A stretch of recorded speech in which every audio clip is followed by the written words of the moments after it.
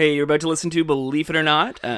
We're two guys who don't really know what we're talking about, and sometimes we say things we probably shouldn't. That's right, so take everything with a grain of salt. And also, if you do like what you hear, maybe rate us on iTunes or share us with your friends. Yeah, get over there. Like, rate, share, comment. Yeah, and tell us what you think. I got hymns here. Get them while they're holy, fresh from God's brain to your mouth. He's God here in this radio station. Smite me! Almighty smiter! The Bible is black and white. I have such doubts. Get out of here, devil! I'm a God, I'm not the God. I don't think. And you will know my name is the Lord! We're on a mission from God. Hey, everybody, and welcome to Believe It or Not. Hey, everybody! Welcome to Believe It. Also, welcome to Believe It or Not from me. Yeah, that's welcome to the redundant show, where we're very redundant. And I'm Trevor. And I'm Damien. And today we're talking about, what are we going to talk about? What are we talking about today? You know who the Baptists are? They're a bunch of people I've heard about. Yeah, that's right. That's about it. Yeah.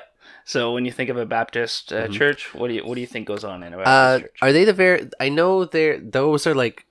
Are the Baptists more like the big tent kind of revival-y type people, or is that part of Baptists? Some of them, yeah. Some of them yeah. are, yeah. Because what we're going to find out today is that Baptists, there's a ton of different versions. A whole bunch of different ones. Yeah. Are they the guys? They love baptisms. They love baptism. I think that's their main deal. Are they the ones like Southern Baptists where they take you down to the river and then they dunk you? Yep. That's what they do? That's them. And Okay. there's so much. We're going to talk about Southern Baptists. We're going to talk about Northern Baptists. We're going to talk about Independent Baptists and everything in between. So Baptists are different than other early denominations because they were one of the first ones to argue for adult baptisms. Oh, okay. As opposed to just like little children. Yeah, as opposed to when you're born, you get baptized. Now it's like we're baptizing you when you want to be baptized. Okay. And the first one doesn't count. So there's also a movement called Anabaptist, which is different, but has some similarities. Those are the Mennonites and the Amish and things like that. And they also were big like supporters of adult baptism. So they were called Anabaptists, but so they took some influence from them, but stayed a little more mainline in the rest of their kind of beliefs. I mean, if you're going to be doing baptisms, I think from my point of view, it makes more sense to do them as adults rather than, dunking a child. Yeah, exactly. Or sprinkling a little bit of water on a child and being like, that's good enough. Well, I know some of them sprinkle, but I know some of them dunk too. Yeah. These guys, I think, for the most part, these guys dunk. They're dunkers. They're dunkers. If you ever visit a Baptist church, they're gonna have a tank at the front of the church for dunking. Okay, so when did the Baptist church start? You're asking me like I know. No, like if you were to ask me, hey Trevor, when did the Baptist church start? Oh, did you want me to ask you? Yeah. When did the Baptist church start? You know, Damien, it's been there since Christ himself was baptized in the Jordan River by John the Baptist. That's what some Baptists will tell you, but really It was in 1609. That's a bit of a difference. Yeah, a bit of a difference. So that's about almost a century after the Protestant Reformation. This guy, John Smith, was getting tired. It's Smith with the Y, though, not the one. Not the Mormon, right? The Mormon John Smith? Or was that Joseph? Joseph Smith. Yeah, John Smith was from Pocahontas. Yeah. Right. But this is different. It's maybe Smythe, but he moved from England to Amsterdam to start the First Baptist Church. Not like when you drive by a church and it says the First Baptist Church. This is like the first actual, Baptist church. Yeah, this is like the actual one. So that was in Amsterdam, 1609. Yeah, was the first one. And then basically he wanted to separate from England. A lot of people did from the Church of England and separate from England itself. Move to America, and eventually they did do that. A lot of Baptists ended up moving to America.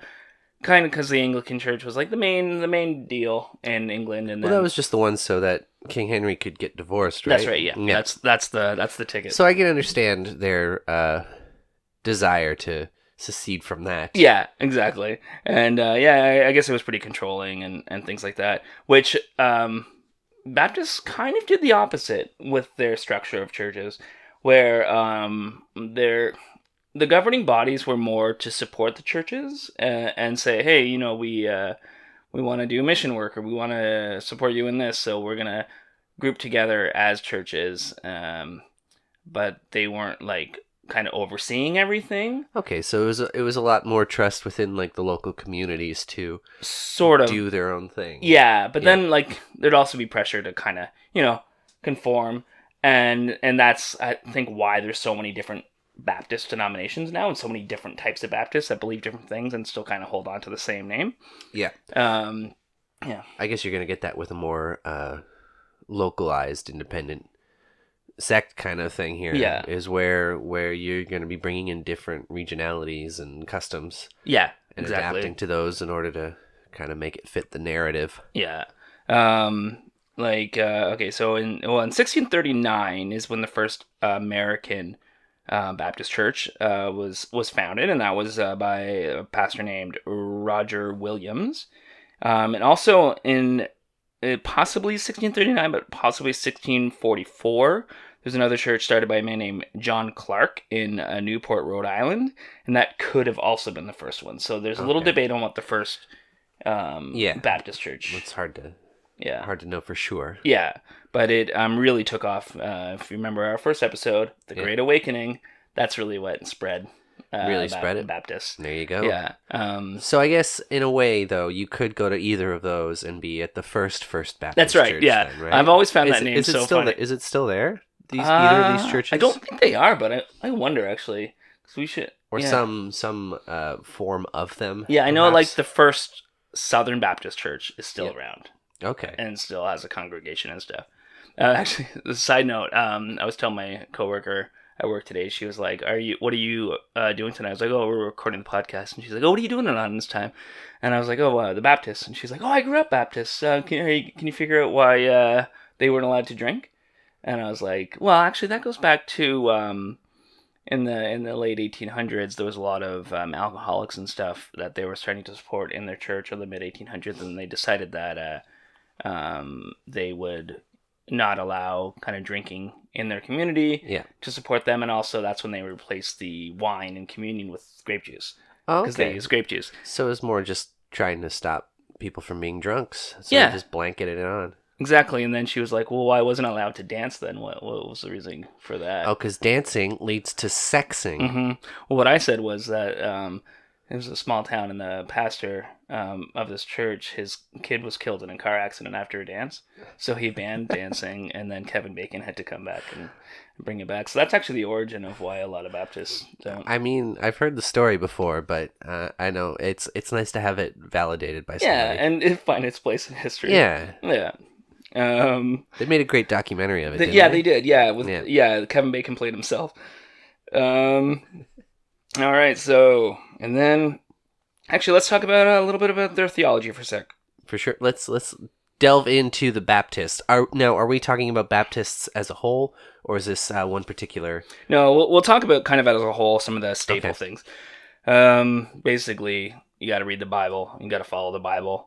And it's like the basic, like, seems pretty creed. standard. And then also adult baptism.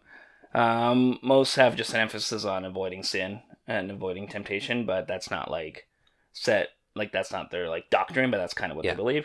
And then most are Calvinist. And that's that predestination thing we were talking about before, where it's like you either saved because God chose you, or you're not saved because God didn't choose you. So. See, the thing about that is like, then why do anything? Yeah, exactly. And then some are also Arminianism, which is like the opposite of that. Okay. This was a guy who like read Calvinist stuff and was like, nah, that sounds like a really cruel God.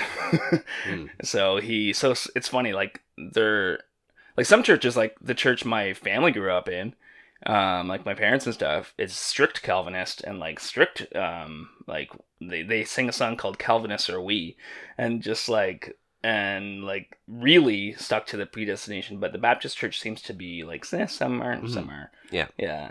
Great Awakening happens, right? Yep. And then it expands, and it actually starts becoming really welcoming to black congregants, allowing them to be members of the church and preach in the church and just be full, same as white people, members of the church. And then Do you remember the Nat Turner slave rebellion? Nat Turner slave rebellion. 1831. I don't know. Okay, it's basically like a slave kind of rebelled, and he got a lot of other slaves to rebel with him and like say, hey, slavery is bad. So before that incident, most Baptist churches, it was full membership, and then there was some pushback where even like black congregations legally had to have a white pastor. Okay. So like and but for the most part, like they were, for a long time, they were very pro-abolition and very supportive of like stopping slavery in America. And then in the 1830s, actually even before, kind of after the Revolution, Southern Baptists, like it wasn't a thing, but Baptist churches in the South started to want to appeal to the leaders and the richer people, and those people had slaves, so they started saying it was okay to own slaves as long as you treat them well and stuff. But actually, in 1814 though, was the first actual denomination, the first actual convention where these churches unified, and they're like, hey, we're all under this Baptist name, why don't we create an organization that can help support us and stuff? And that was called the Triennial Convention, and basically triennial because every 3 years they would meet, decide on things, and this would help support the, what's the word I'm looking for? Missions? The missions? So they'd send people on missions to Europe and all over the world and to other parts of America to preach, the good old gospel of Jesus Christ.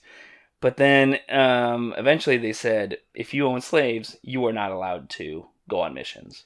That was kind of like a drawing line. And then, so in 1845, that's when the Southern Baptists split off from this group. They kind of seceded from it in order to have the slavery. Yeah, they wanted slaves. So that's fun. And now, the Southern Baptist denomination is the second largest Christian denomination in America, next only to Catholics. And so it's the number one Protestant denomination in America is the Southern Baptist Church. Oh, wow. A church that started because they wanted to own slaves. But I'm not really surprised by that, though.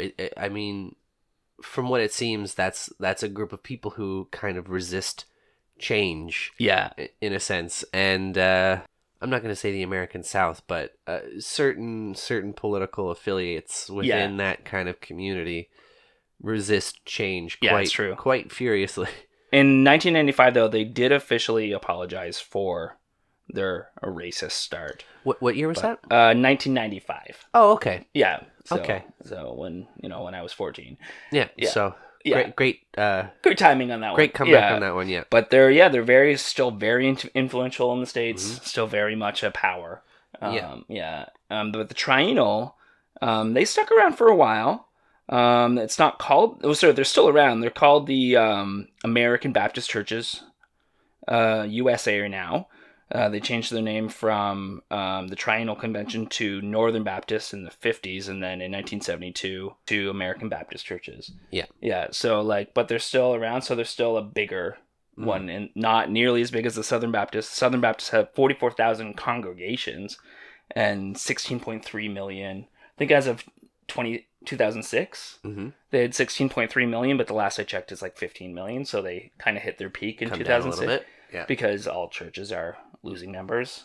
Well, I could see 2006 makes sense. That's going to be a very strong, post 9/11 kind of religious fervor push. Yeah, especially during a lot of wartime, all that stuff. So that makes sense. And then we've kind of not faded back from it, but I think we've kind of equalized a little bit. Yeah, exactly.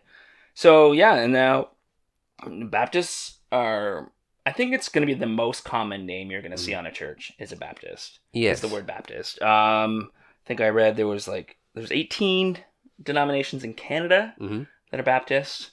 Way more, and they're all over the world, many in every country, and the number's way too high in the States, but there's a giant Black denomination that are primarily African Americans, and then they're just kind of all over the place, and like I said, they all have their different theology and stuff, but mostly kind of you go from one to another. There's going to be similarities. Some are going to be more fundamentalists. I don't remember what it was, but back when I was trying to get a job as a youth pastor, my sister set up an interview at her church that she was going to at the time, and it was a Baptist church. So she asked me to sit down with the pastor and just talk about the options in their denomination.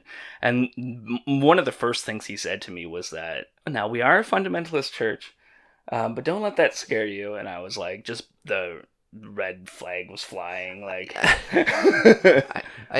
that's definitely a bit of a red flag when you start with "we are a fundamentalist church," but don't let that scare you. Yeah, I think a lot of I don't think you're gonna find too many Baptist churches that are left leaning in like issues like abortion or issues like same-sex marriage. Or they're going to be very traditional on that. I think in a lot of ways the only way is most mainline or like mainstream Baptist churches are going to differ is in the style of service they do. So it's going to be like, do you have a live band or do you have an organ, or some of them are even just a cappella is the only thing allowed. Some don't allow any imagery of, like, you can't have a picture of what Jesus might look like because that's considered kind of idolatry. But that's what Catholicism's all built around, isn't it? Yeah, exactly. Yeah. So like half the people believe it's not okay, and then the other half do. Yeah, exactly. And then we have these things called independent Baptist churches, and that kind of, I couldn't find an exact date, but it's kind of like throughout the late 19th century and early 20th century, churches started breaking off until it became a thing where there's going to be some organizations that have independent Baptists in the name, but that's really more for a network for resources as opposed to an overseeing body. And these ones are the most fundamentalists in a lot of the time.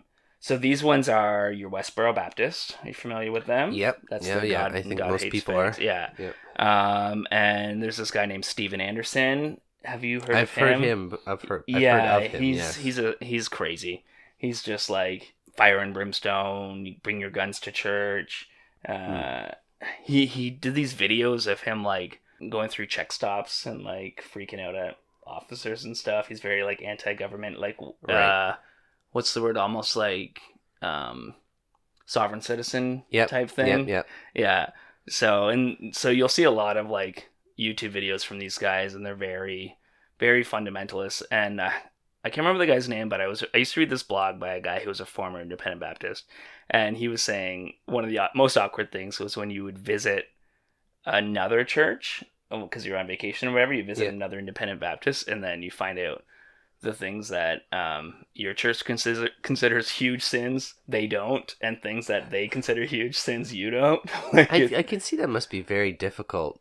But I guess that's part of it, right? Is that you have this kind of home foundation where you're right, and then when they travel abroad, that's when you see how wrong everyone else is. Yeah. So my friend used to work at this denomination, and they went to Europe, and they had a church meeting, and people were drinking, and they weren't sure what to do about it, like how they should approach the situation, because you're not allowed to drink in their denomination, so they had to do disciplinary actions, because a culture that doesn't view drinking the same way as we do here is it's pretty funny, like but so it's funny, like too, with there's such different types of Baptists, right? Like, I remember when Westboro Baptist was bigger and they were like all over the news and stuff. Yep.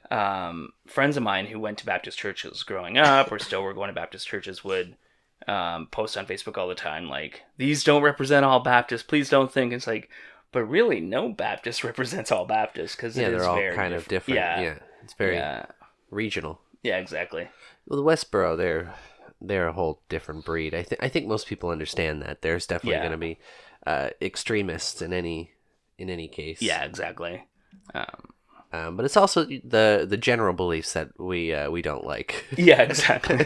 Yeah. So, any questions about the Baptists? Anything you think I might have overlooked? I don't believe so, because we talked about we did talk about the Southern Baptists and then the Northern Baptists and then all the independents. But a lot of that seemed to be predominantly within the United States. Yeah, I kind of stuck to the United States. Is that kind of where the majority of the Baptist movement is, or kind of evolved, as opposed to I guess a lot of them, the same as most other denominations, were fleeing the Europe for religious persecution reasons. Yeah, well, it's like even my friend has a small church in Calgary, and they're actually part of the Southern Baptist denomination. Like, even though it's a different country, they're still under that same umbrella, so they still have to like follow that guidelines. But there are other ones that are just in Canada, and it's kind of like the same variations between them. Yeah, kind of the same pass for some of them, and yeah. I guess my other thing too, like, because we're talking about Canadian, that makes sense to have that kind of Americanized ideology within Canada. There's such a bleed over in culture between the two, but I'm talking about also in like Europe or other countries as well. Yeah. You were saying that this started in Europe, but did it kind of just come to North America, I guess?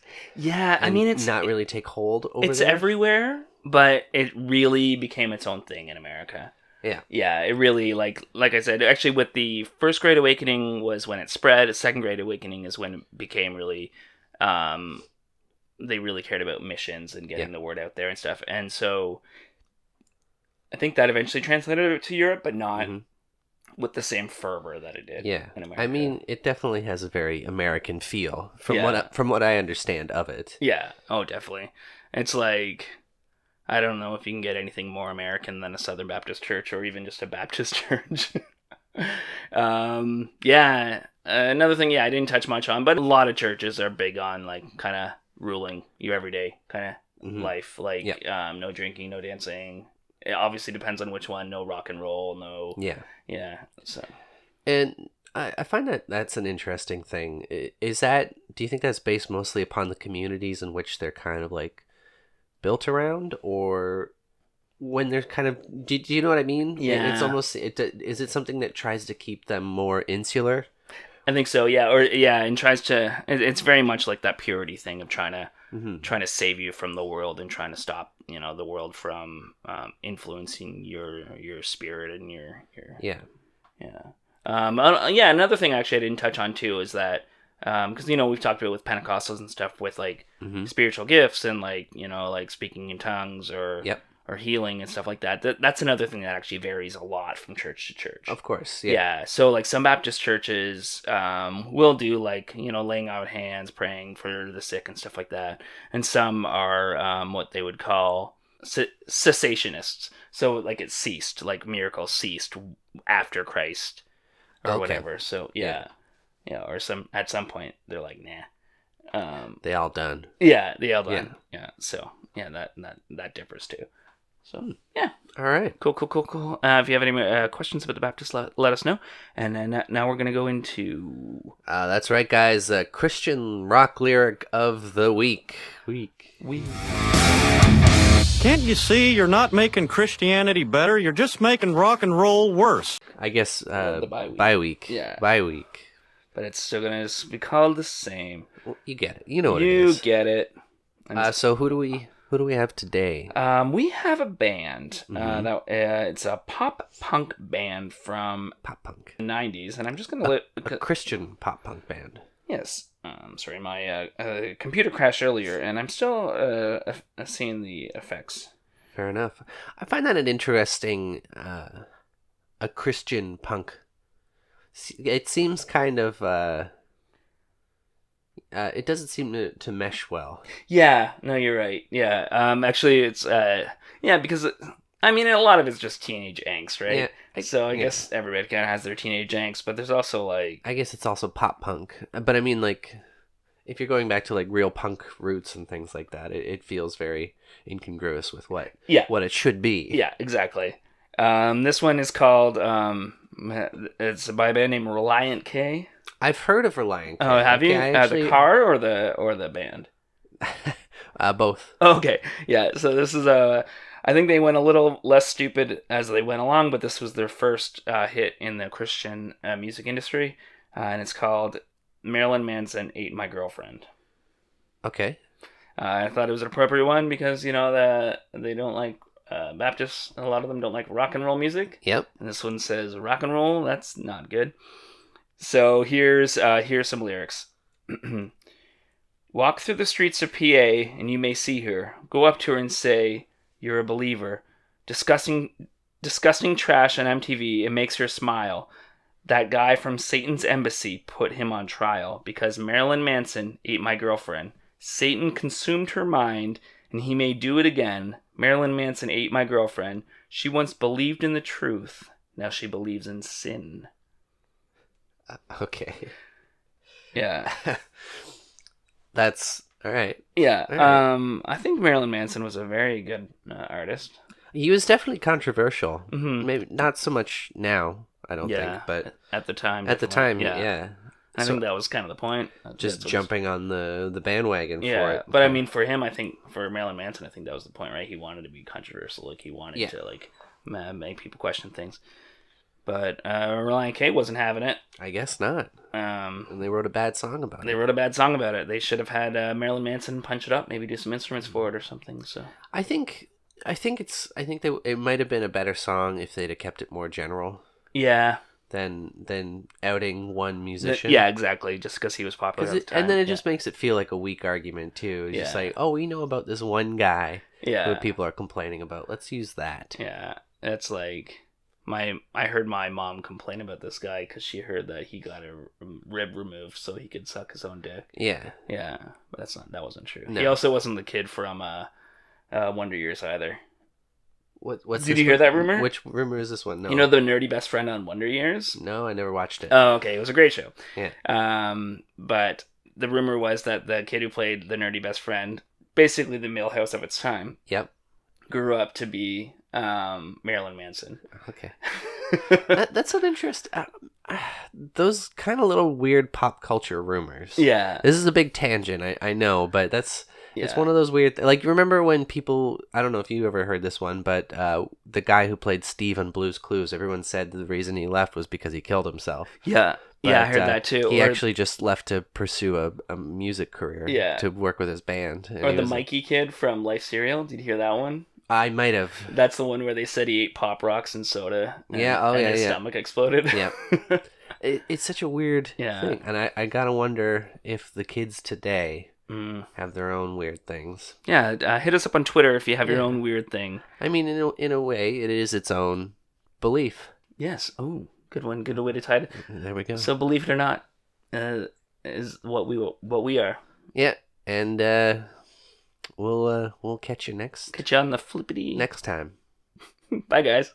Work, Sky Moon.